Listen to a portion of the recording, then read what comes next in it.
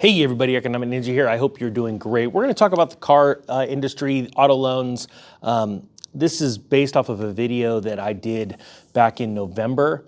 October, I was at an airport sitting on a plane. I don't even know if I can find it again. But I talked about how hold off, wait to buy a new car until late spring,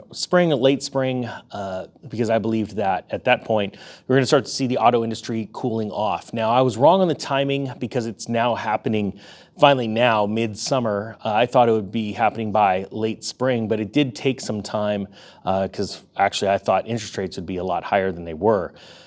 But alas, the Fed has been dragging their knuckles and trying to hold off on the inevitable raising the rates and being blamed for the collapse.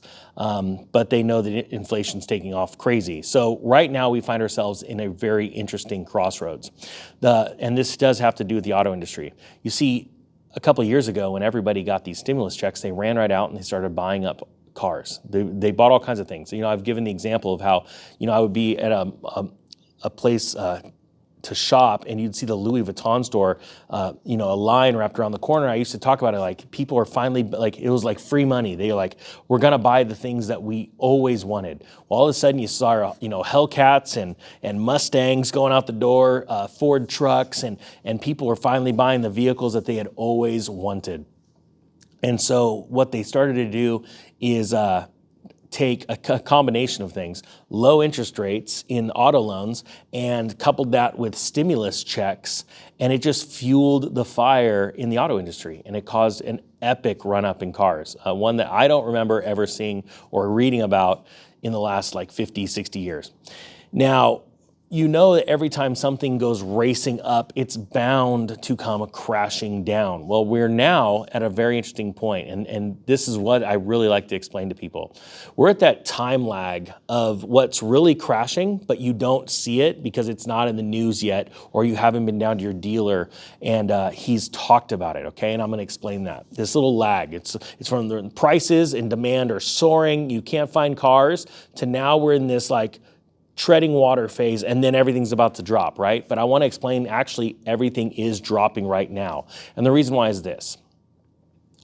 What you're seeing in the auto industry is an explosion in repossessions.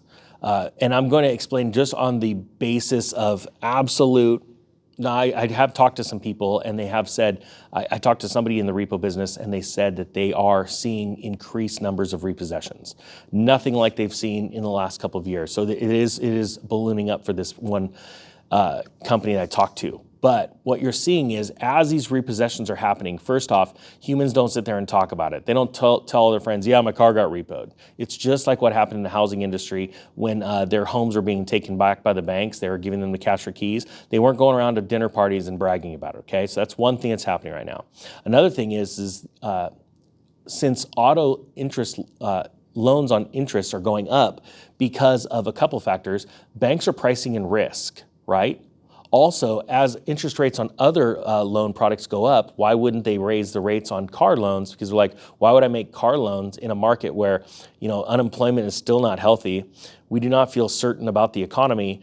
And if I'm going to put my money out to make money back, interest, I better charge a lot, or I'm not going to loan money on car loans. I'm going to loan it in the housing market or other things, right? So that's causing interest rates to rise, right? So borrowing costs are going up, and what's happening, the consumer is getting completely crushed with inflation because not only is food going up, but their Netflix subscription, their Amazon subscription, rent's going up, everything's going up, right? So they're getting crushed. Well, a couple of years ago, they thought everything was rosy. Everybody, humans are eternally optimistic. They would never have thought a couple of years later that their teleworking job, was going to be recalled and they were going to have to go back to their office. They didn't know that gasoline was going to be so expensive. So wait a minute, it cost me how much to fill up my Hellcat? No, I don't like that anymore. It's crazy. And so, you know what? I get thrown off. I'm like a total. I'll wait till the end to give you that little announcement. it blows me away. So you have that pressure right now. So you have repossessions going up, and then you've got the mentality of the salesman. You go into the auto dealer and say, how is everything? And you're now seeing cars go from having that extra $10,000, tacked on to the end because it's like, oh, inventory. We have inventory problems. So we're just going to charge you another $10,000 if you really want this car, right? So now you can go in and get cars at MSRP.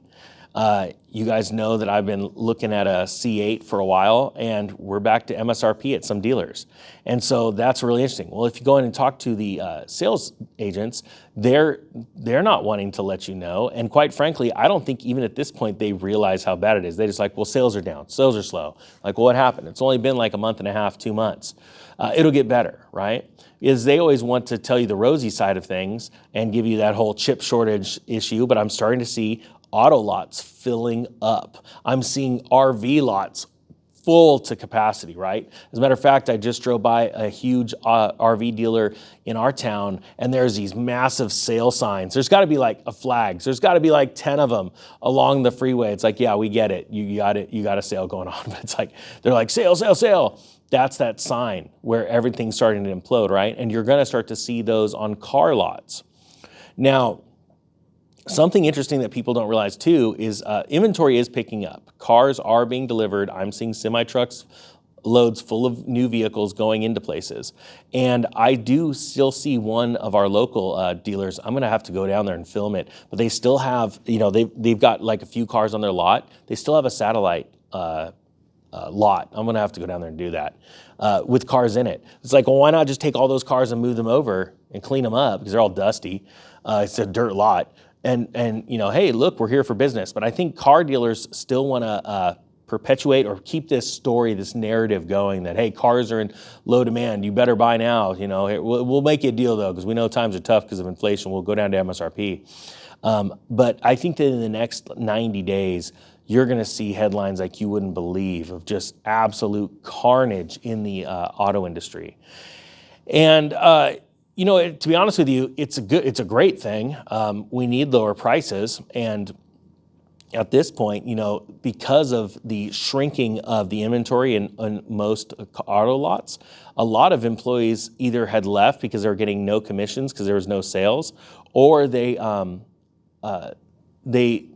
were let go because there just wasn't enough business for them, right?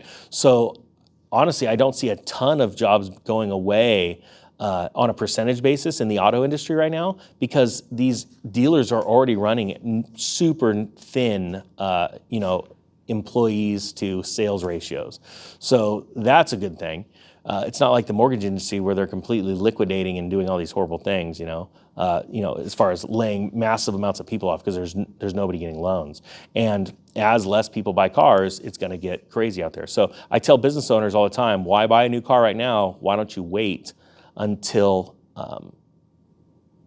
you actually go out and need that tax write-off. The tax write-off is going to be good if you bought the car today or if you bought it in December before next year. So anyway, just thought I'd give you that little bit of information, and hope you guys have it now. Oh, wait, there was one thing. Remember, guys, the free silver giveaway, and some of them are going to have the customized Ninja front. Now, look, some people may think it's a piece of paper taped to a coin.